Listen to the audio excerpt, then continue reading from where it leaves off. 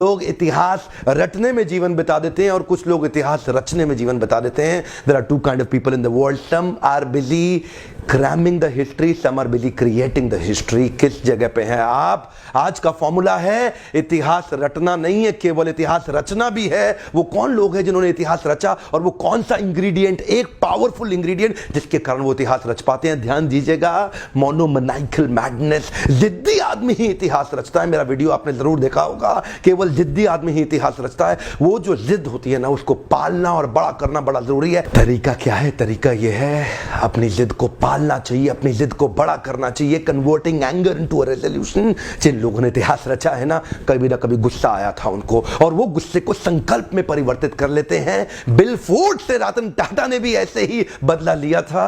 Success is the actual revenge. जानते हैं, एक बार रतन टाटा बिल फोर्ड के हेडक्वार्टर डेट्रॉइट गए थे उनको कहने के लिए कि मेरी जो Tata motor passenger vehicle division है चल नहीं रही है, मैं चाहता हूं आप इसको खरीद लो। उस दिन बिल फोर्ड ने उनकी बड़ी बेइज्जती करी थी। उस दिन उन्होंने कहा था तेरे पे एहसान कर रहे हैं, तेरा ये टाटा मोटर पैसेंजर व्हीकल खरीद के, अगर गाड़ी बनानी नहीं आती है तो धंधे में आए क्यों थे?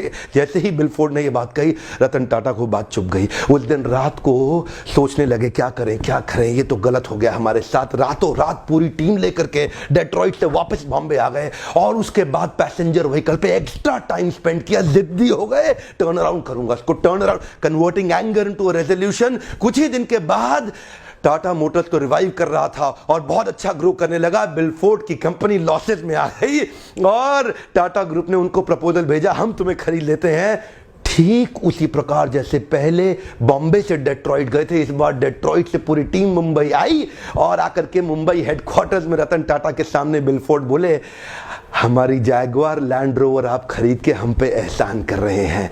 सब कुछ सेम था। पिछली बार बोले थे हम तुम पे एहसान कर रहे हैं और इस बार खुद आके कह के गए। रतन टाटा तो बिल्कुल प्रेम से उनकी गाड़ी 9600 करोड़ में खरीद गए। क्या बोले कि तुमने हमसे ये गाड़ी खरीद के हम पे एहसान किया है। बिल फोर्ड बोल के गए, केवल जिद्दी आदमी ही इतिहास रचता है। मोनोमैनिकल मैडनेस इज नीडेड। मेरा आपसे ये प्रश्न, क्या जिद है आपकी? मेरा प्रश्न पूछिए अपने आप से, चुनौती दीजिए अपने आप को। और मैं क्या चुनौती दूंगा? आप अपने आप को खुद चुनौती दीजिए। आपकी वो कौन सी एक जिद है, मोनोमैनिकल मैडनेस, वो कौन सी है? अजय देवगन की ना पिक्चर देखी थी, आता माजी सटकली। वो पिक्चर मुझे समझ में आ गई। क्या कहते हैं, आता माजी सटकली, जब तक ये सटकली नहीं होगा ना बनेगी नहीं बात। सत्या नडेला पोस्ट ग्रेजुएशन कर रहे थे यूएस में। उनके प्रोफेसर ने एक दिन अचानक देखा स्लीपिंग बैग सुबह सुबह किसका पड़ा हुआ, तब उनको पता लगा सत्या नडेला स्पीड अप करने के लिए कई दिनों से सोए नहीं है। रात को थोड़ी देर के लिए स्लीपिंग बैग लेकर के यही लैब में लेट जाते थे और उसके बाद उठ के फिर काम करना चालू कर देते थे। वो आज स्लीपिंग बैग पड़ा रह गया गलती से।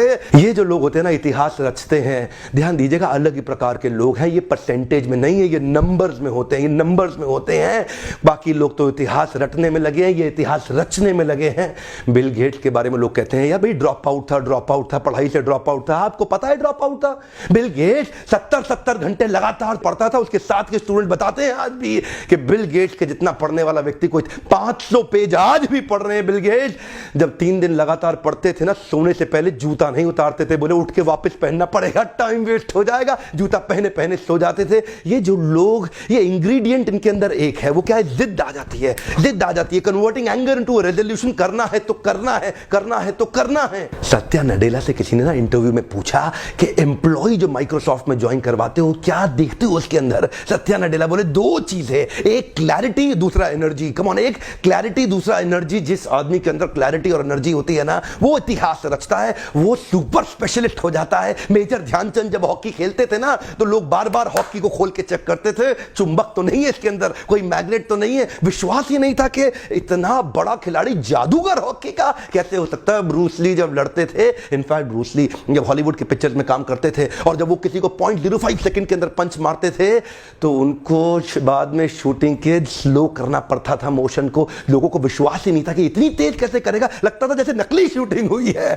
बाद में डायरेक्टर को उनके एक्शन को स्लो करना पड़ता था, क्योंकि जानते हैं जब आदमी परफेक्शन की स्टेज पर जाता है उसके लिए उसको आता माजी सटकली। जानते आज का टॉपिक एक ही है, क्या करना चाहते हो? इतिहास रटना चाहते हो, इतिहास रचना चाहते हो? People like Picasso are only one in universe. ये वो लोग अपनी कॉन्सेंट्रेशन को टूटने नहीं देते हैं। समाधि में, एब्जॉर्प्शन में जब पेंटिंग में बैठते थे, कई बार 72 घंटे कुछ बोलते नहीं थे। उनके लोग उनसे बात करने की कोशिश करते थे, वो जवाब नहीं देते थे। He never wanted to break his concentration, so much of absorption. दो ही चीजें इंपॉर्टेंट है, पहली क्लैरिटी, दूसरा एनर्जी। कम ऑन, क्लैरिटी और एनर्जी, ये दो चीजें मैं चाहता हूं आपके जीवन में होनी चाहिए, और वो जिद्दी हो जाइए एनर्जी के अंदर उस क्लैरिटी को अचीव करने के लिए। सुंदर पिचाई जब पढ़ते थे ना, उनको पता नहीं होता था उनके दाएं कौन है बाएं कौन है। रिक्शा में जाते थे पढ़ते हुए जाते थे, सब्जी खरीदने जाते थे पढ़ते हुए जाते थे, स्कूल से आते थे पढ़ते हुए जाते थे, आते हुए जाते हुए क्लास के अंदर इतना फोकस उनको वो दिखता था जो किसी को नहीं दिखा। गूगल की टीम को उन्होंने बोल दिया था किसी भी दिन माइक्रोसॉफ्ट गूगल को हटा के अपनी डिफॉल्ट सेटिंग ला देगा। कोई नहीं माना उनकी बात, जानते हैं कोई नहीं माना। उनको इतनी क्लैरिटी थी, कुछ ही महीनों में वही हुआ। माइक्रोसॉफ्ट ने गूगल को हटा के बिंग को डिफॉल्ट सेटिंग में ले आया और पूरे गूगल के अंदर तहलका हो गया। वही दिन था जब सुंदर पिचाई का कद कंपनी के अंदर बहुत बड़ा हो गया था। जानते हैं बहुत सिंपल है, आपको क्लैरिटी और एनर्जी चाहिए जब जिद्दीपन आ जाता है। When you convert your anger into a resolution you do really well. बुंदेले हर बोलो के मुंह से हमने सुनी कहानी थी, खूब लड़ी मर्दानी वो तो झांसी वाली रानी थी।